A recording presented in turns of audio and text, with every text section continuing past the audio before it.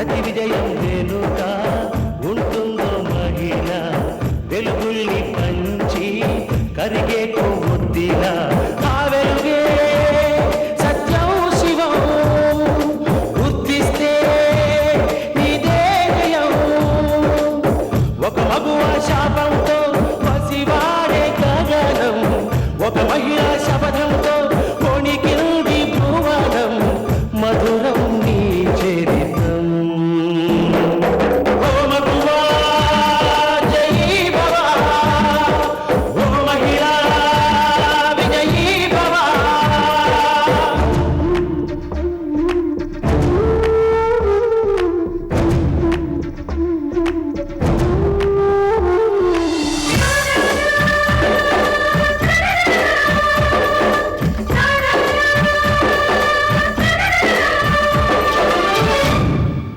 ఒట్టి మాటతో ఒక్కనాటికి రాదు రాదు జయము, చిత్తశుద్ధితో చెమట ఊచితే అందదా విజయము.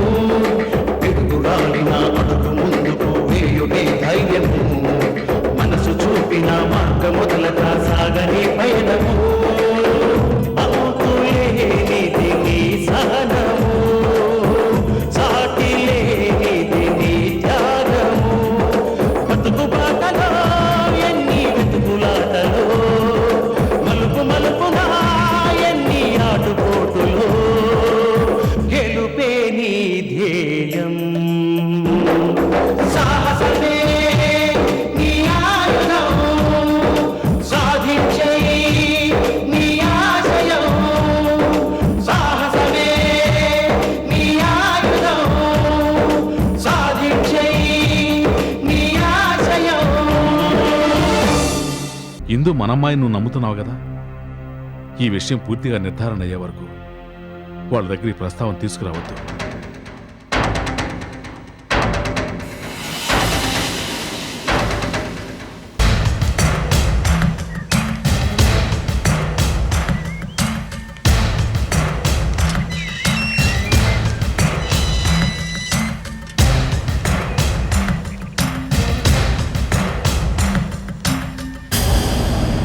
వీరాచారి గారు, నేను అడిగింది రెడీ చేశారా?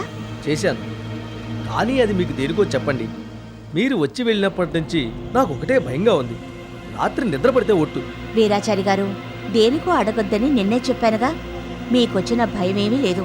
మీ ప్రాణానికి నా ప్రాణం అడ్డు. వీరాచారి గారు, ఇదిగోండి మీకిస్తానన్న మిగతా 1,00,000 రూపాయలు. మీ డబ్బు మీకు ముట్టిందిగా, వెంటనే సైనైడ్ బాటిల్ ఇవ్వండి. అవతల నాకు చాలా పనులున్నాయి.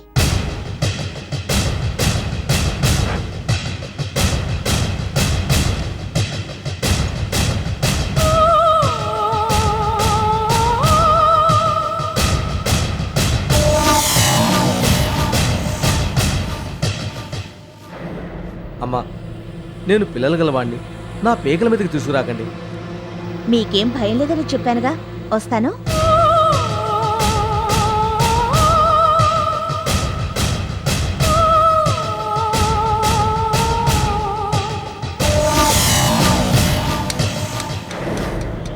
వీరాచారి గారు, నేను పేరంటానికి వెళ్తున్నాను. తిరిగొచ్చి తీసుకుంటాను. అందాక ఇది మీ దగ్గరే ఉంచండి. వెళ్ళొస్తాను. అలాగేనమ్మా.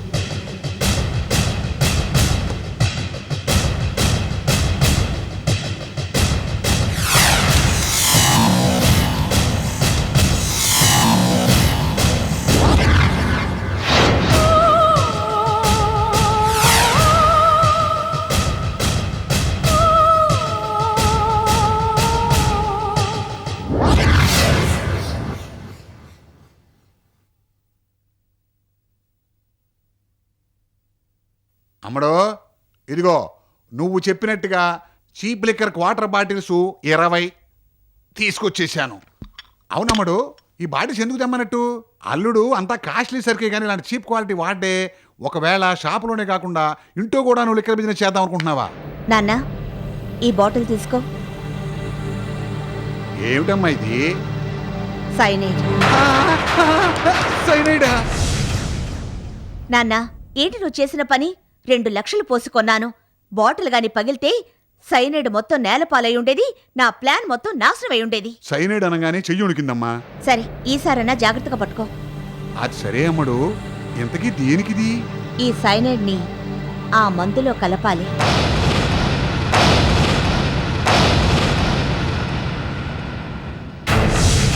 సైనైడ్ కలిసిన బ్రాంతి తాగిన వాళ్ళ గతి ఏమవుతుంది? బొందితో కైలాసం అవుతుంది. అప్పుడు వాళ్ళ చావుకి కారకులు ఎవరవుతారు? అమ్మిన వాళ్లే అవుతారు. మనం వైన్ షాప్ని వాళ్ళకి ఎప్పుడు హ్యాండ్ ఓవర్ చేస్తాం? సాయంత్రం. ఆలోగా ఈ సైనైడ్ ఆ బాటిల్స్లోకి వెళ్ళాలి. ఆ బాటిల్స్ మన వైన్ షాప్లోకి చేరాలి.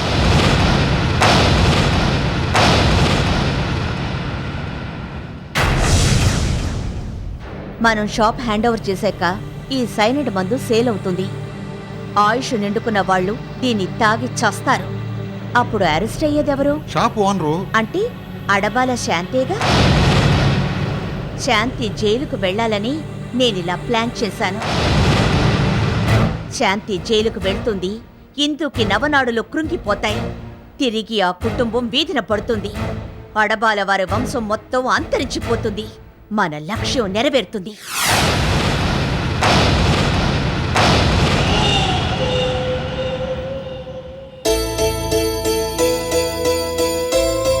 అమ్మా, అమ్మమ్మా,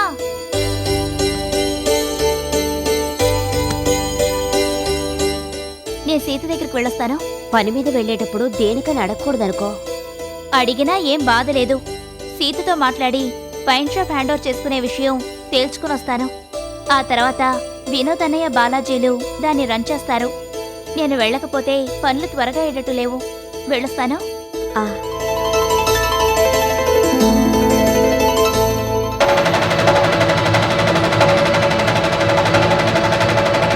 ఇందు, సీత వస్తోంది.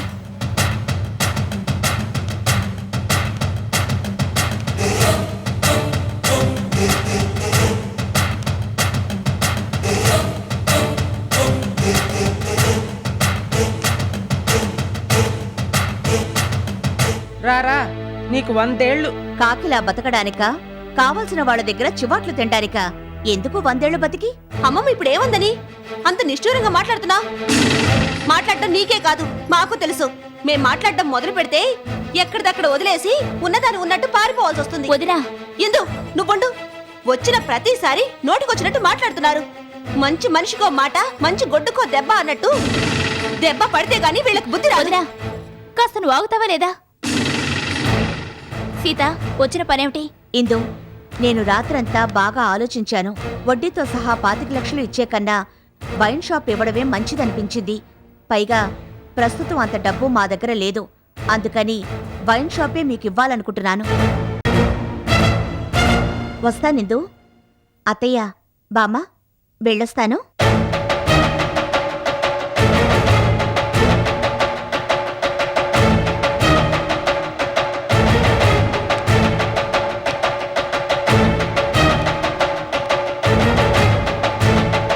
సుడిగాల్లా ఇలా వచ్చి అలా వెళ్ళిపోయిందేంటి? ఏవి ఇవ్వనంటూ నిన్నటిదాకా భీష్మించి కూర్చున్న సీత సడన్ గా ఇలా మారిపోయిందేమిటి? షాప్ అప్పగించడానికి ఇంత తేలిగ్గా ఒప్పుకుందంటే అనుమానించదగ్గ విషయమే. దీని వెనక సీత ఏమైనా ప్లాన్ చేసిందేమో. దాని మొహం, అది నీ అనుమానమే గాని అదేం చేసి ఉండదు. మనం ఇచ్చిన లాయర్ నోటీస్ కి భయపడి ఎటు బెసకడానికి వీల్లేక, ఎటు దారి లేక రాజీకి వచ్చి ఉంటుంది. అంతేనంటావా బామ్మ? అంతేనే.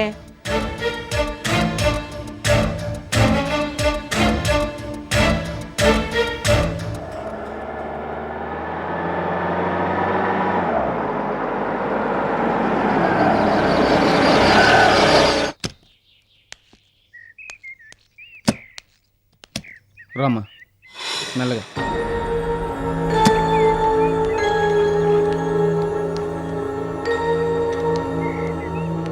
మెట్టుంది, జాగ్రత్త. నెమ్మదిగా అమ్మా.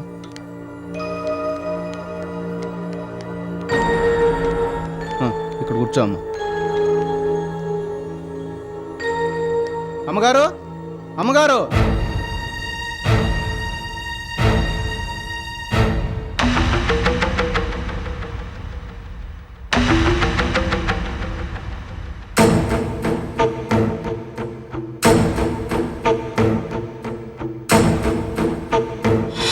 చూపు మందగించింది, నడుం వంగిపోయింది, కాటికి కాళ్ళు జరుపుకుని ఉన్నాను. ఈ స్థితిలో నన్ను ఎందుకు రప్పించారమ్మా? మంగమ్మ, నాకు పురుడు పోసింది నువ్వే కదా. అవునమ్మా. నాకు ఆడపిల్ల పుట్టినప్పుడు కూడా నువ్వే కదా పురుడు పోసావు. అవునమ్మా.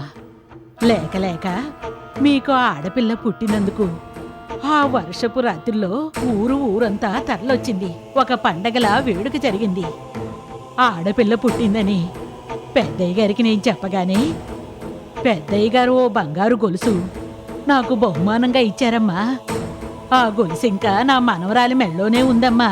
అది సరే, నువ్వు నాకు పురుడు పోసినప్పుడు ఆ ఆడపిల్ల ఒంటి మీద ఏమైనా పుట్టుమచ్చలు గాని మరేమైనా ఆనవాళ్లు గాని ఉన్నాయా? గుర్తుంటే చెప్పు మంగమ్మ. పుట్టుమచ్చలు ఆనవాళ్ల గురించి ఆరా తీస్తున్నారెందుకమ్మా? ఒక విషయంలో నాకు మా వారికి సందేహం వచ్చింది. ఆ విషయంగా నిన్ను అడగాల్సి వచ్చింది.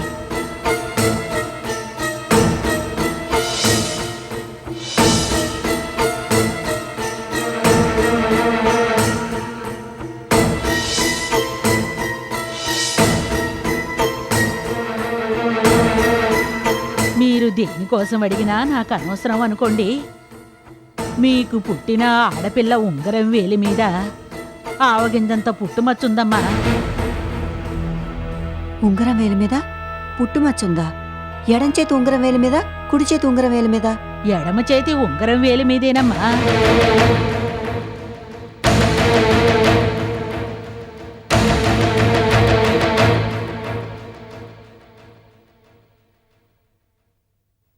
అత్తయ్య, నువ్వా యమునా? రామరా, బావున్నావా? శాంతి, యమునొచ్చిందే, రామా కూర్చో. బాగున్నారు శాంతి గారు? బానే ఉన్నాను. ఏదైనా పని మీద వచ్చావమ్మా? గుడికెళ్ళి కనిపించకుండా బ్రతికున్న నా కూతురి పేరున అర్చన చేయించి వస్తున్నాను. గుడి బయట కొత్త రకం గాజులు కనిపించాయి. ఇందు కూడా నా కూతురు లాంటిదే కదా, అందుకని ఈ గాజులు ఇద్దామని వచ్చాను. ఇందు లేదా అండి? ఇందునా? ఇందు లేదనుకుంటాను. అదేమిటి అలా అంటావు? ఇంట్లో ఇందుని పెట్టుకుని లేదంటావేమిటి? ఇందు, అమ్మా ఇందు. ఇంట్లోనే ఉందా? బయటకు వెళ్ళిందనుకున్నాను. అమ్మా, ఇందు నీకోసం కొత్త రకం గాజులు తెచ్చిందంటమ్మా. అవునమ్మా, నేను వేస్తా, కూర్చో.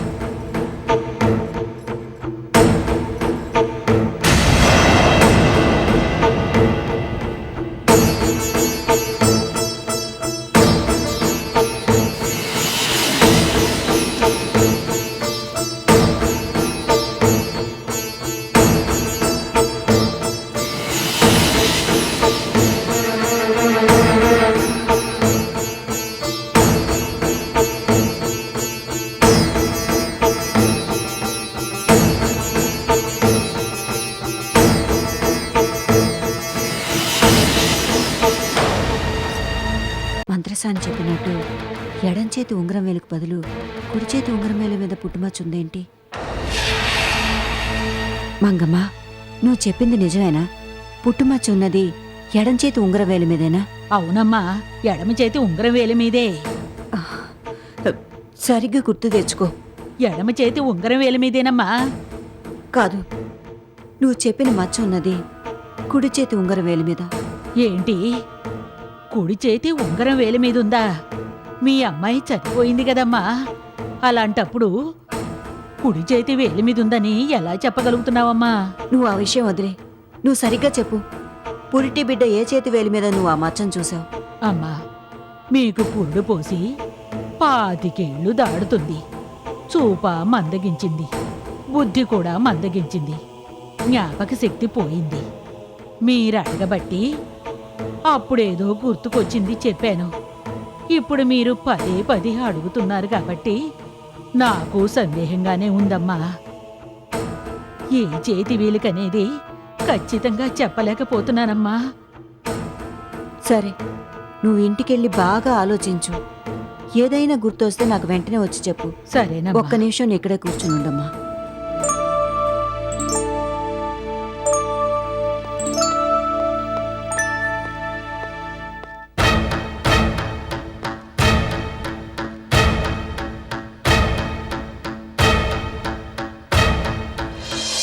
అయ్యగారు ఆ బైరాగ స్వామి చెప్పినట్టు మన యమునమ్మ గారికి ఆడపిల్ల పుట్టింది బాబు.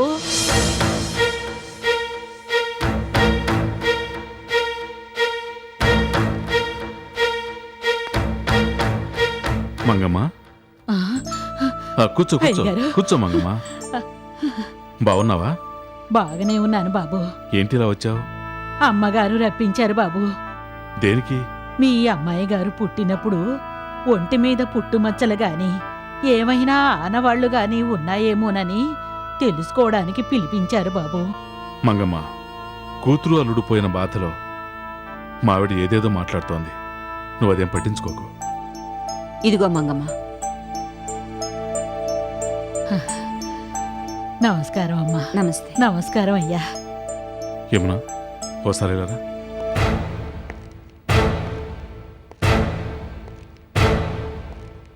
ఎప్పుడో పురుడు పోసినప్పటి సంగతి మంగమ్మ ఇప్పుడేం చెప్పగలదు?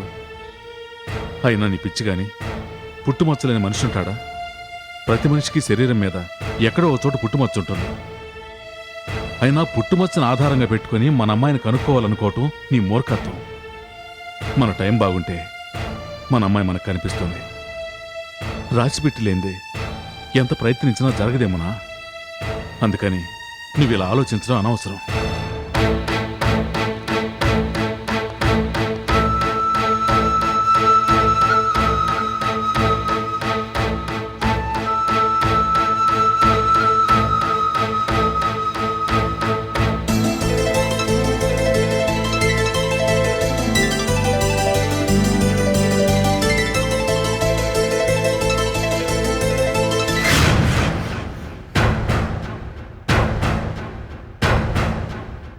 నేను రాత్రంతా బాగా ఆలోచించాను.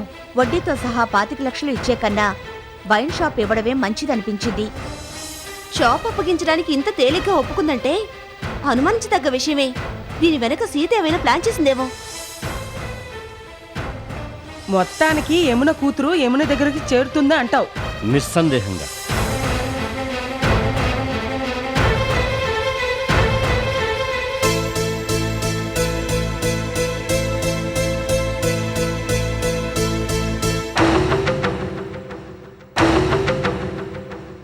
శాంతి,